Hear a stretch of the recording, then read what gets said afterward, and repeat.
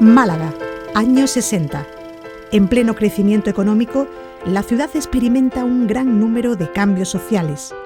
Nace la Facultad de Económicas, se crean nuevos diarios independientes y los movimientos obreros, feministas y estudiantiles empiezan a dar sus primeros pasos. En este ambiente de renovación, un grupo de malagueños y malagueñas deciden cubrir el vacío cultural de la ciudad y ofrecer una alternativa a la anquilosada y dirigida cultura oficial del tardofranquismo.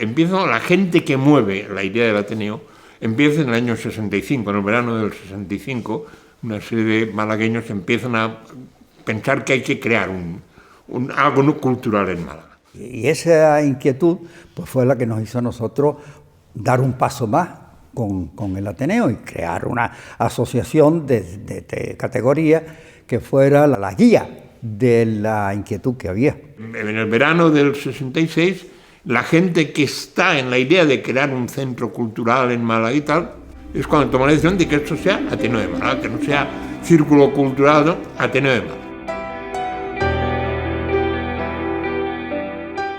Una vez tomada la decisión, los impulsores se reúnen el 16 de diciembre de 1966 en el Salón de Actos de la Escuela de Bellas Artes de Calle Compañía.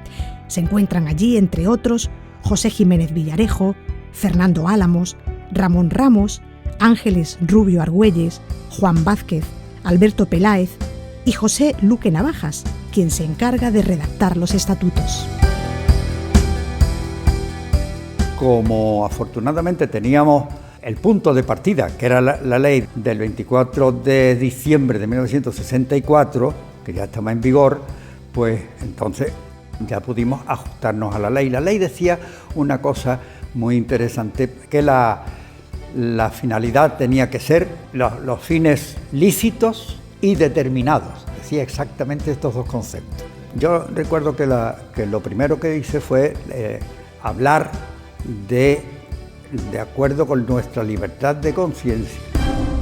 Libertad que se vería coartada desde sus primeros días tras la elección como presidente de José Jiménez Villarejo, fiscal de la Audiencia Provincial, al que el gobierno civil no permitió encabezar este nuevo Ateneo.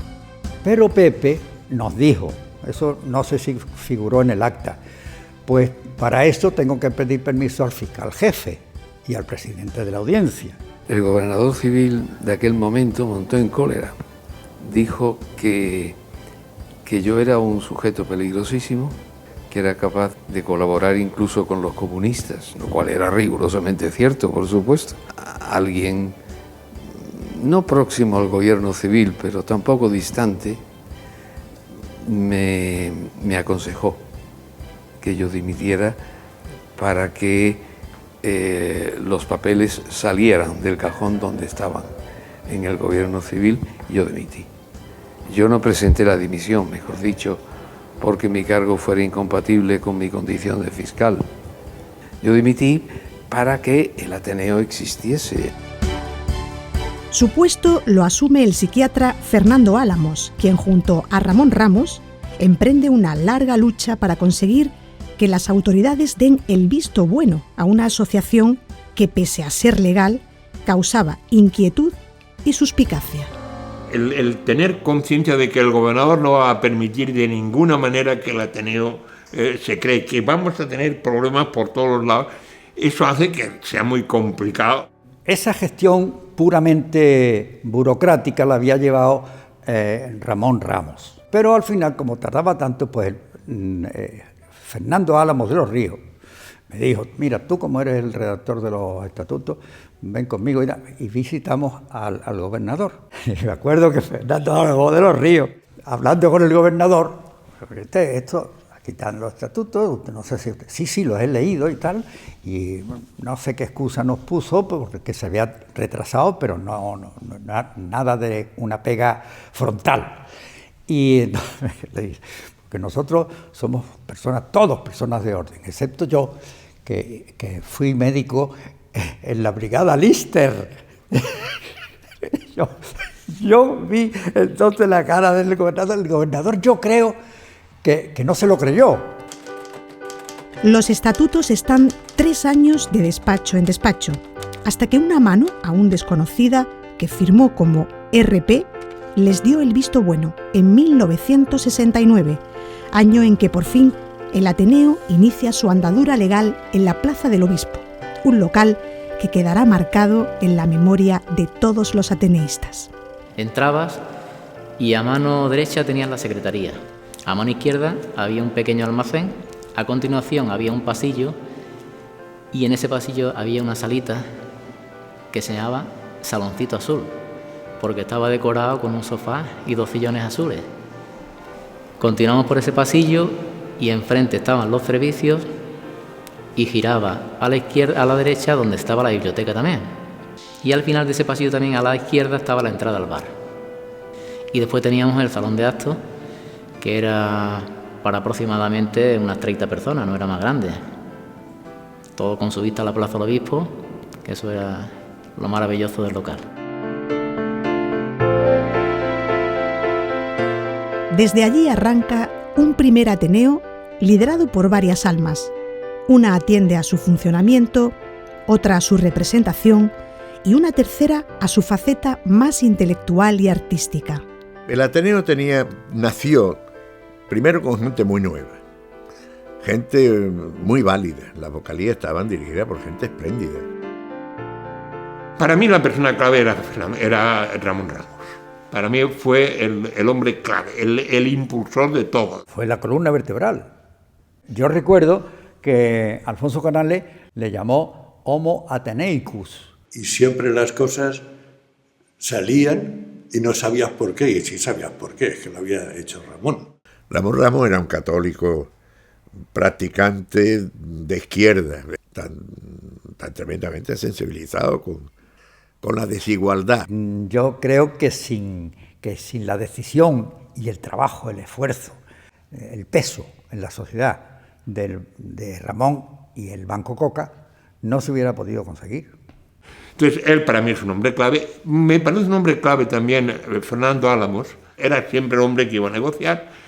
Creo que hizo una labor espléndida para un primer presidente de una cosa que nacía como nacía. Con nosotros estuvo también Rafael Pérez Estrada, con su clásico sentido del humor.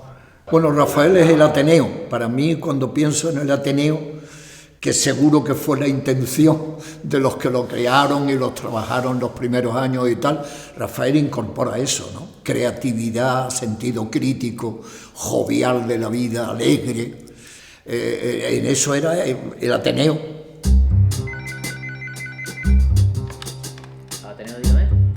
En la sala de máquinas, hace 40 años que está Andrés Silva, quien llegó siendo solo un niño a una institución a la que ha dedicado toda una vida. Yo empecé a trabajar con 14 años. Lo primero que hice fue trabajar en un laboratorio fotográfico, de ahí cambié a una fábrica de champú. Y estando en la fábrica de champú, mi amigo Juan Antonio era el conserje en ese momento del Ateneo. Y entonces me dijo que él ya se marchaba al zaragozano. Decidí cambiar. Digo, voy a probar a ver cómo me va en este trabajo. Y efectivamente me entré al Ateneo por ese motivo. Allí me hicieron una prueba, Juan Vázquez Cano y Ramón Ramos, y a los pocos días ya me hicieron fijo. Yo entré pues en junio del 73. Andrés es también otra institución, claro, Andrés, fíjate, era pequeñito y ya estaba aquí en eso, claro, sí. Hombre, Andrés yo creo que es un pilar del Ateneo. Diríamos, en cierto modo, la encarnación de lo que es el Ateneo, es decir, el personal de una institución En definitiva, es la institución en estado dinámico, moviéndose, ¿no? Además, una discreción absoluta. Se oye, pero ahí se queda para uno lo que haya escuchado. Andrés, tú le puedes preguntar cualquier cosa sobre un presidente, sobre tal, y Andrés es una tumba. Espero que nunca escriba un libro, porque entonces nos va a dejar. Pese a que 1/3 de sus fundadores eran mujeres, solo 2 figuraban en la primera junta directiva: la dramaturga Ángeles Rubio Argüelles, primera socia del Ateneo, y la profesora Elena Villamana. Las mujeres iban, estaban, leían, pero en la Junta no había muchas mujeres en la Junta.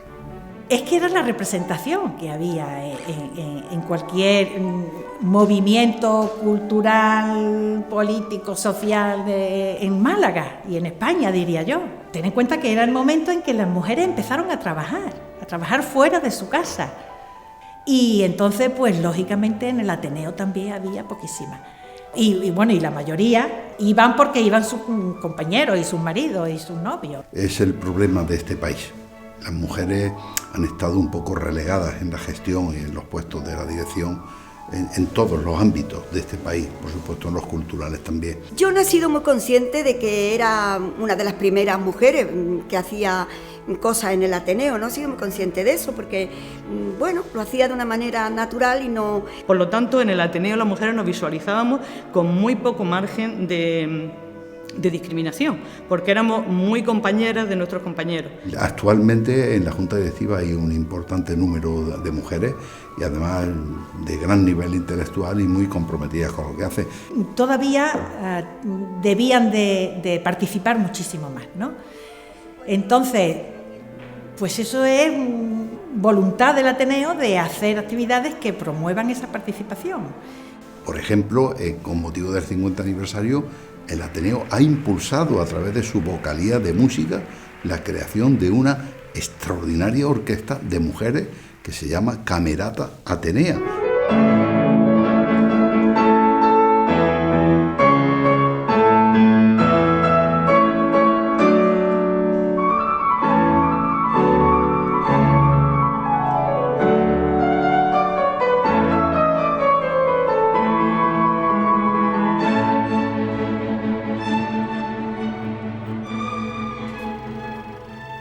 El Ateneo llega a una ciudad culturalmente apagada. Toda la modernidad que había alumbrado la Málaga intelectual de los años 20 y 30 se había esfumado tras la Guerra Civil. Era una Málaga cateta, casposa, gris, con algunos francotiradores, pero muy provinciana. Una Málaga culturalmente muy plana, muy poco visible, con un papel desde las instituciones muy débil comparado con la Málaga de hoy. Y había que ir muy a salto de mata. Nosotros sabíamos dónde estaban más o menos los ciclos de reunión, pero era también todo muy improvisado. Aquella Málaga era muy triste, Fuera del Ateneo era tristísima. Era triste. Pero ya se empezaba a vislumbrar otra cosa. Y en una Málaga, sobre todo, como toda España, carente de libertades, el Ateneo fue un foro de cultura y un espacio de libertad. Eso es importantísimo en aquellos años. Lo que yo vi en el Ateneo fue una ventana de aire fresco, porque allí las conversaciones eran distintas, eran mucho más progresistas. Allí se encontraba gente de todas las ideologías, ¿no? Llegabas dentro del Ateneo y te parecía que estabas como en otro país, de las cosas que se hablaban, de los libros que se presentaban, de las conferencias que había, porque allí se hablaba de cosas en las conferencias y en los debates que no se hablaban en ningún sitio de Málaga. No un sitio para vindicar nada, sino para disfrutar todo, ¿no? No había que ganar nada más en el Ateneo, estaba ganado ya. Y era la discusión, la posibilidad de plantear las cuestiones y organizar actividades que no era posible en la Málaga social.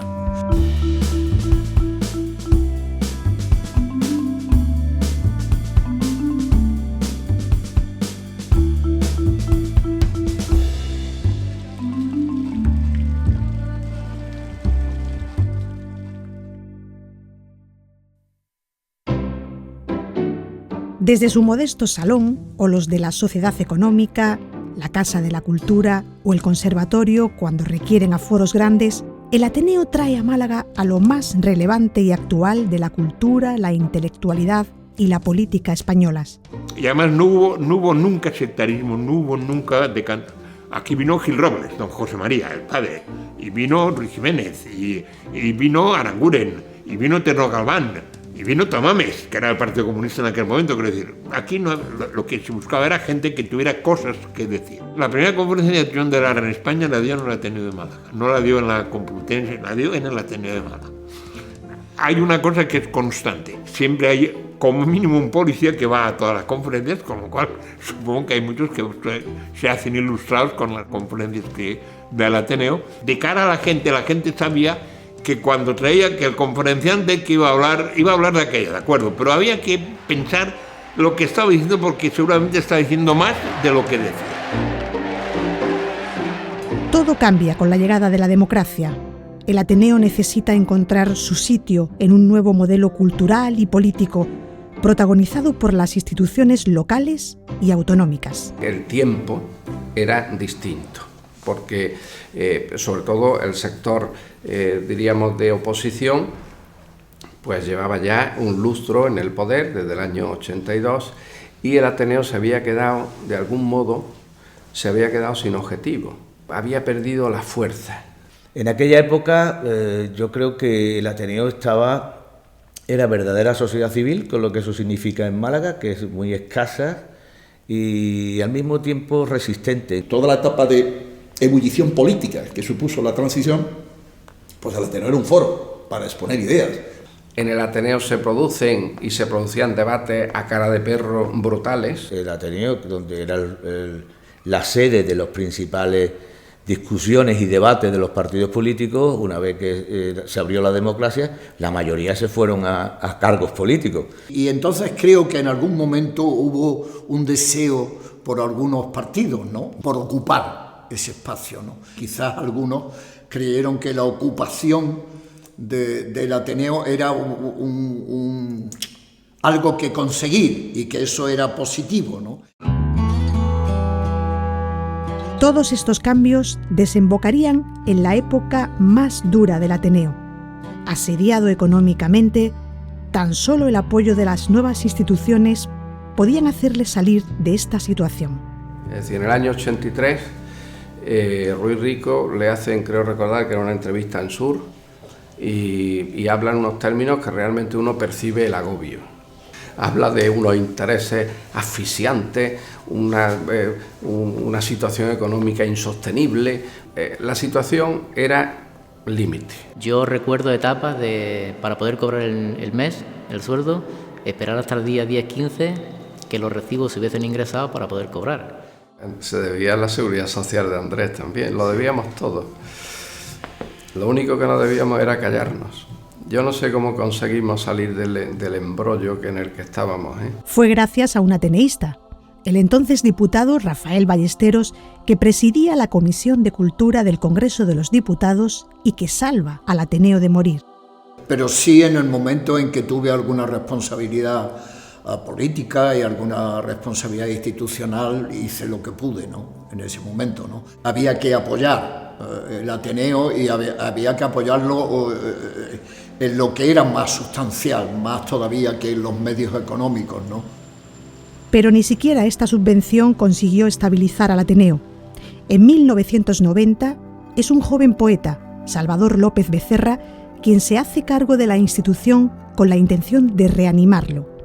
El Ateneo aprende a resistir y vive su etapa más crítica y autónoma. Era mi etapa, pero yo también recogí el fruto de lo que otros presidentes con mayor o menor fortuna habían hecho, pero el espíritu ateneísta es eso, ¿no?, un espíritu de conciencia y de positividad.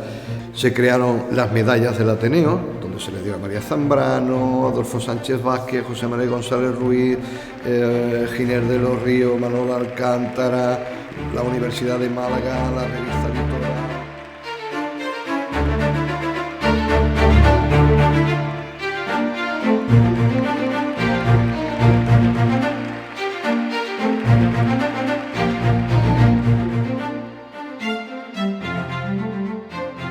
Cuando parecía que el Ateneo empezaba a resurgir, un nuevo golpe sacude a la institución.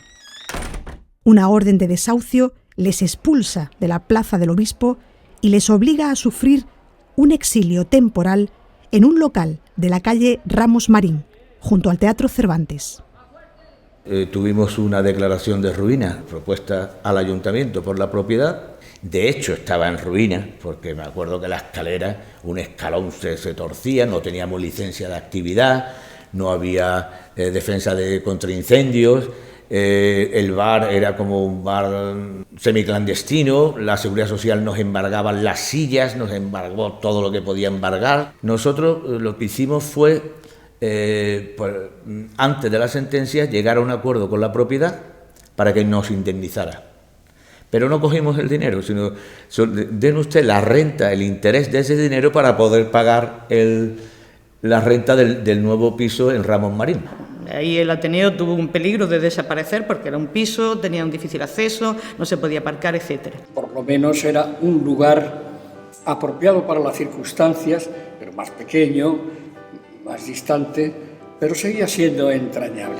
Desde esta nueva sede, el Ateneo hace de la resistencia numantina su seña de identidad.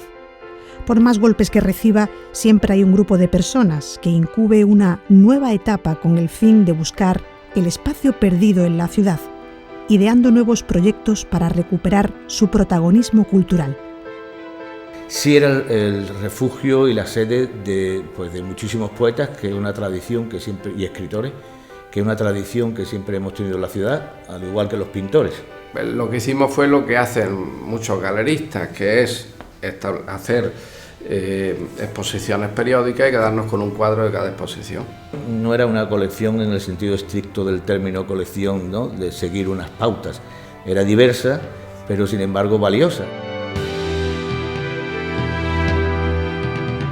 No fue hasta el año 97, bajo la presidencia de Antonio Morales, cuando el Ateneo empieza a recibir el tan ansiado apoyo institucional que le permite emprender proyectos más ambiciosos. Y yo creo que eso se debe a que Antonio Morales, al ser una persona muy conocida en Málaga y al tener una dimensión política, además de su dimensión jurídica como fiscal, yo creo que él concitaba mucho consenso. Ya la universidad, las instituciones financieras, las instituciones democráticas, todas tuvieron buena relación con el Ateneo, y sobre todo la Junta de Andalucía, que fue quien de una manera experimental concedió durante un año, nada más, se firmó así el contrato para poder disponer de este local.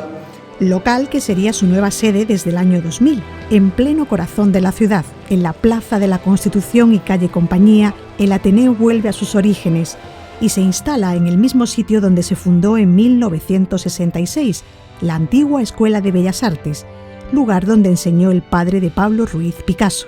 Entonces yo creo que otra vez tomó un poco de soltura ya el Ateneo. Yo creo que se implantó, yo creo que este edificio ha sido definitivo para la implantación cultural del Ateneo. Vinimos a visitar, esto estaba lleno pues, de los restos de lo que había sido la Escuela de Artes y Oficios, pero el compromiso fue, por nuestra parte, poder arreglarlo de tal manera que estuviera en mejores condiciones de cómo se nos entregó, asumiendo toda la responsabilidad y todo el gasto. Mientras se acondiciona este nuevo local, los ateneístas estaban sin sede y Luciano González trata de llenar este vacío con un proyecto ambicioso de revista, Ateneo del Nuevo Siglo. Tenía que haber un vínculo, algo que realmente mantuviera el espíritu del Ateneo y los ateneístas tuvieran algo en la mano que pudiera sujetarlos. Ya desde su nueva sede, el Ateneo comienza a expandirse, primero a la provincia, con extensiones en varios municipios, y más tarde salta a las fronteras estableciendo relaciones culturales con el norte de Marruecos. Y estas relaciones culturales suponía el que desde aquí se promocionaban o se realizaban actividades culturales de todo ámbito, de teatro, de exposiciones, de conferencias, ciclos, y a la vez también venían de Marruecos aquí, y se puede decir que allí en Marruecos el Ateneo de Málaga tiene un grandísimo prestigio. En 2009 gana las elecciones a la presidencia del Ateneo una candidatura encabezada por Diego Rodríguez. Esta nueva junta directiva debe enfrentarse a la crisis económica global y demostrar así, una vez más, la capacidad de resistencia de la institución, marcándose nuevos objetivos. La actividad más importante fue haber conseguido recuperar la biblioteca de los fondos del doctor Antonio Alcalá López. Eran unos fondos bibliográficos, aproximadamente unos 12.000 volúmenes, un espacio más en la ciudad de cultura, con unos fondos interesantísimos, abiertos a socios e investigadores, como dice el convenio. Here's the wrong time and the wrong style.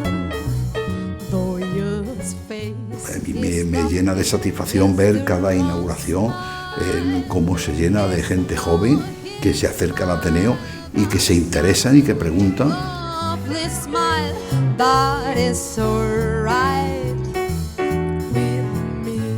En esta última etapa, el Ateneo se afianza en la ciudad, fortalece las relaciones con la universidad, toma partido por los graves problemas de la democracia y atrae a los mejores referentes del pensamiento progresista español. Una presencia valiente y necesaria en una ciudad cada vez más ganada por la cultura. ¿Qué hace el Ateneo después de 50 años en este bosque, en esta explosión cultural que hay en esta ciudad? Es verdad que Málaga, a pesar de que tiene muchos museos, no es una ciudad más culta. Entonces todo lo que sea sumar es importante. Y el Ateneo fue siempre un pilar importantísimo de la ciudad. Lo que ocurre es que el Ateneo tiene que estar abierto también a la juventud, a las nuevas tendencias. La sapiencia, la sabiduría está adaptarse y hacer y luchar y responder a los problemas de la realidad de hoy. Ahí es donde está la falta del Ateneo.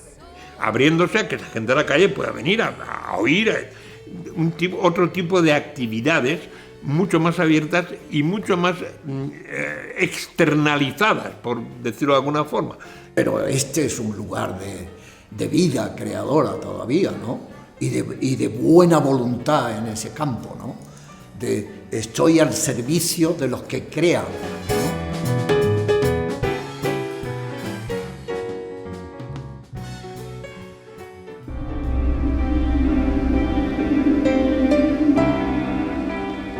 50 años de resistencia, medio siglo siendo la pieza clave en la renovación cultural de una ciudad a la que ya nadie entiende sin la referencia del Ateneo. El sentido que el Ateneo tiene hoy es que sigue siendo el espacio de libertad, el espacio de libre pensamiento, el espacio crítico sobre todo. El Ateneo se ha convertido en una antorcha de pensamiento, de libertad. La palabra Ateneo significa lugar de reunión de los hombres de letras y ciencia, de personas con intenciones humanísticas. La labor del Ateneo de entonces fue muy importante en el cambio, en la modernización de la sociedad malagueña, en la apertura de la sociedad malagueña. El Ateneo significó eso, un espacio de libertad conquistado en un espacio que no era libre, ¿no? Que era la España social y política de la época. Es decir, el Ateneo tenía que ser un ámbito de reflexión intelectual.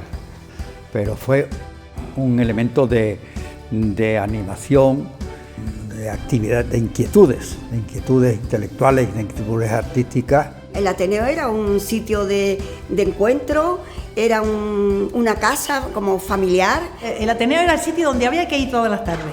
Me encontré con la vida. Es decir, para mí aquello fue un momento decisivo en mi historia personal. Y efectivamente yo sentía siempre que cuando iba al Ateneo estaba en el espacio conseguido de libertad, ¿no? Fue una hermosa aventura.